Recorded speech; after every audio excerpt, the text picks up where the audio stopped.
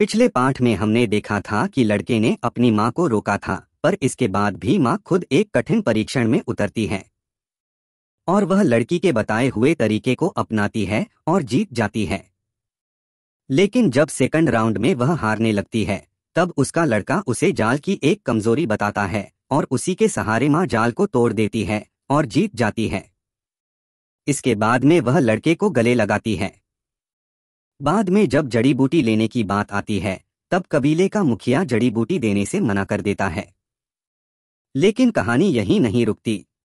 जियानज़ोंग अब भी हार मानने को तैयार नहीं। वो कहता है कि माँ की जीत सिर्फ किस्मत थी और वह लड़के को ललकारता है।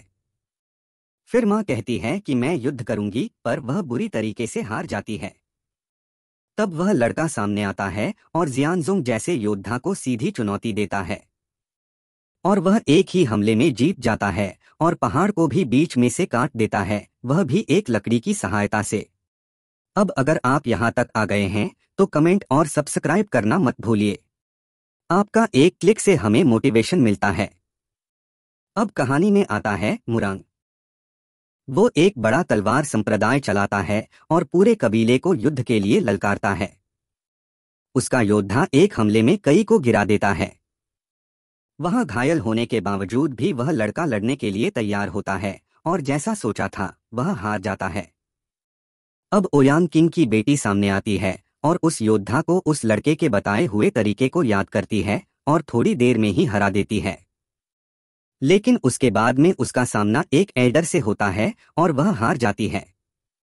वह उन सब की बहुत ज्यादा बेइज्जती करता है। लड़के की माँ से यह सहन नहीं होता है। फिर लड़के की माँ एल्डर से लड़ने के लिए आती है, लेकिन वह उस पर एक भी हमला नहीं कर पा रही होती है और वह मरने ही वाली होती है। तो अचानक उसका बेटा वहां आ जाता है और एक लकड़ी की तलवार उठाता है। लेकिन सभी उसे अभी छोटा बच्चा ही समझ रहे हैं।